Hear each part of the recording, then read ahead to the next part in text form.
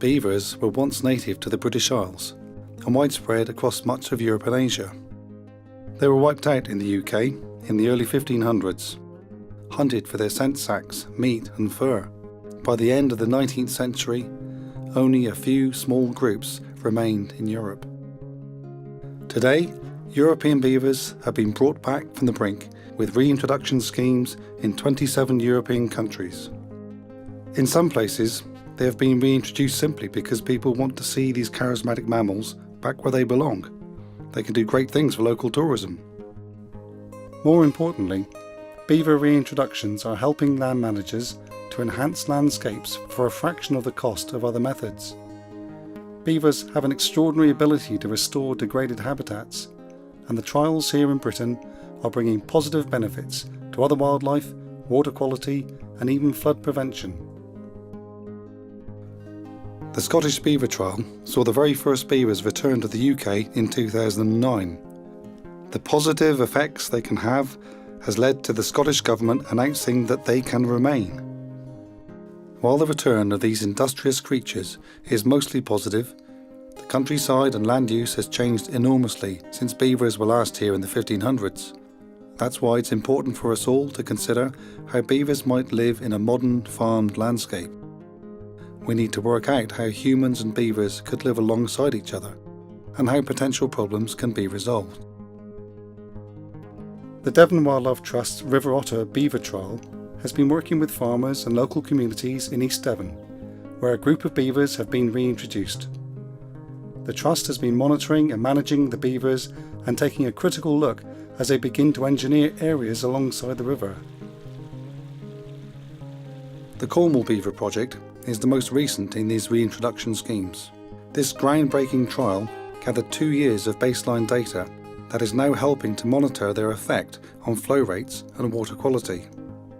This is Chris Jones. He's a local farmer from Laddock, Cornwall, who's working with Cornwall Wildlife Trust and Exeter University on the Cornwall Beaver project.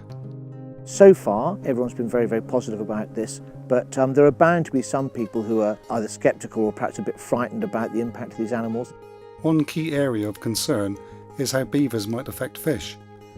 Contrary to popular belief, beavers do not eat fish, just vegetation. Where beaver populations re-establish, their activities can result in a mix of effects on fish, both positive and negative. In Norway, where beavers commonly share the rivers with salmon and trout, beavers are not seen as an issue for fisheries. We're actually going on a trip to Bavaria very soon.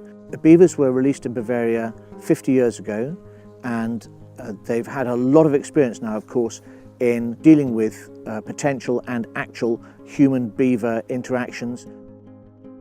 As most of the schemes across the UK are in their infancy, Chris and Cheryl Marriott from Cornwall Wildlife Trust join a research trip to Bavaria, where beavers were released in the 60s. Going to Bavaria is going to give us a chance to see these animals. They're fully populating whole river systems. They've been there for 50 years. So this gives us a chance to see what, on a big scale, beavers are capable of and how people have managed the impacts.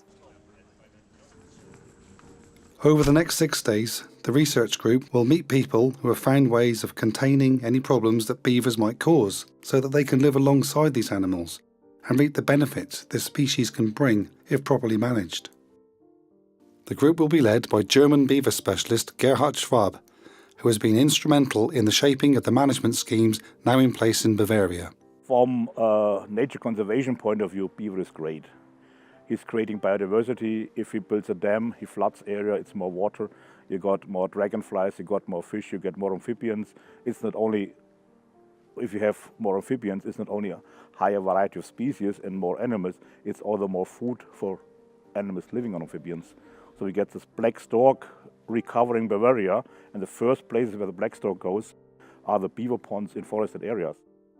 In the beginning, when the beavers were introduced, almost everybody was happy, because we didn't have any beavers at all, and you got a new species. It's a very attractive species, and as soon as the population was growing, the youngsters went out, into small drainage ditches, small creeks in arable land, and then we had the first problems, especially with farmland. Beavers were reintroduced into Bavaria into areas of intense farming and arable land.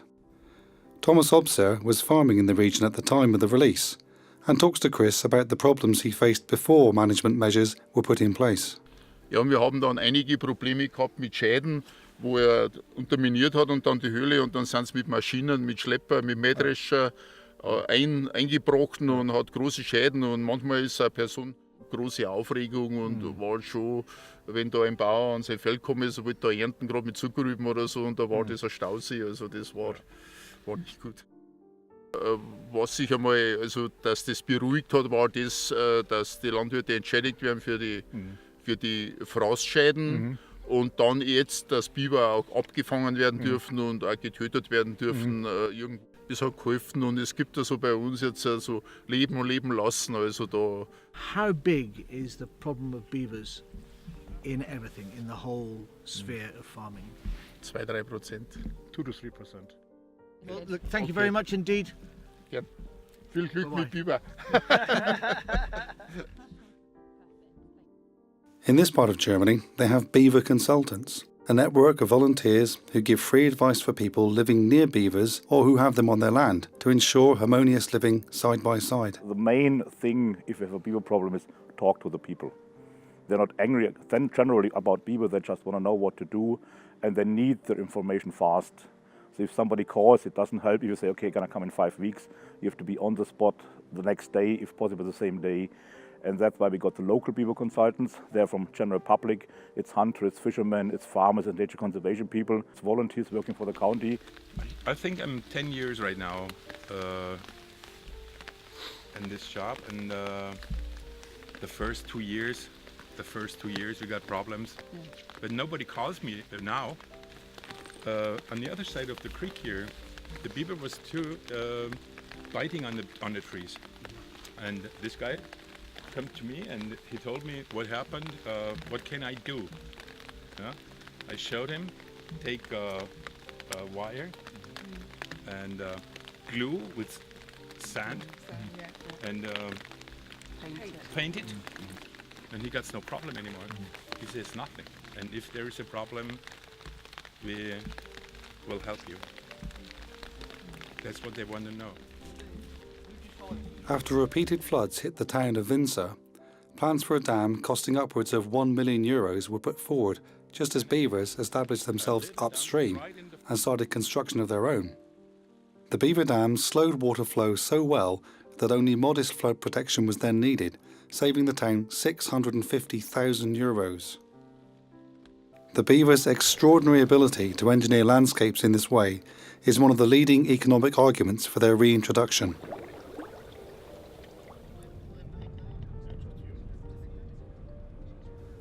Susanne Morgenroth is a landowner living in southern Bavaria.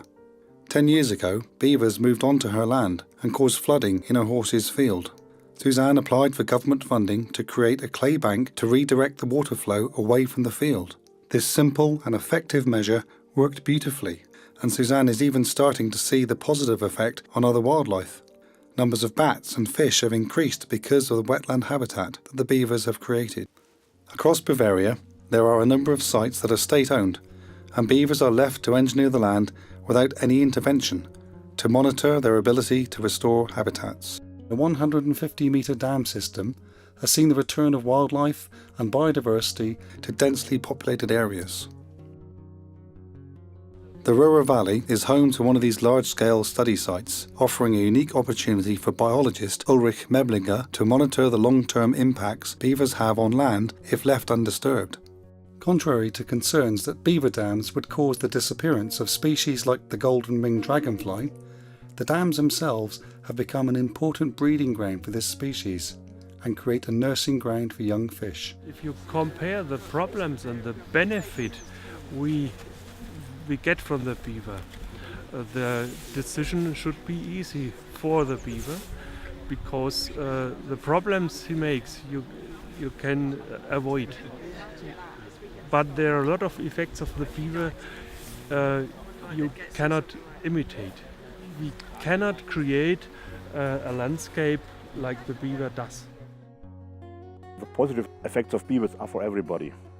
The general public not only likes biodiversity, also need biodiversity. You have the water management framework. You need more natural rivers. So instead of spending a digger to do it, let the beaver do it, saves a lot of money, and inform the people and help the people who might get problems. And if you let the beaver do the job, in 10 years it is again best biodiverse landscape.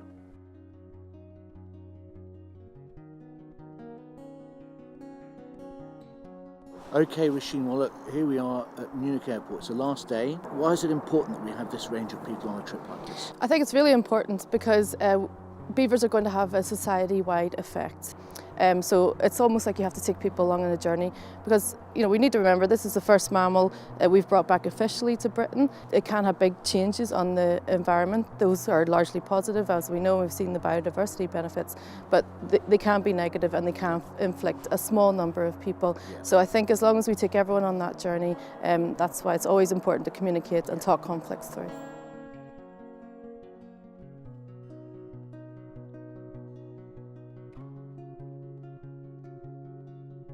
What an incredible week, a real privilege to be there, learning from people who've had beavers back for 50 years. It was like a glimpse into a potential future. I was really intrigued to see how local people got involved with beavers, so to learn about how they use beaver consultants, and that reminded me of some of the volunteer networks that we've already got set up. So perhaps in a future with beavers we could be part of the solution to help landowners and others who are coming into conflict with beavers. To see how management measures might be employed here in the UK, Chris and Cheryl have one last stop on their itinerary, visiting the River Otter Beaver Trial, where Jake Chant talks them through beaver management measures Devon Wildlife Trust have put in place. There's a lot of local support for the beavers in Devon. Tourism to the area has grown as it had become famous for the beavers, and local people fought for them to remain when their future was in doubt a few years ago. So this is their patch, and what they had done is they'd popped a dam up just upstream of us to flood this small patch of woodland here.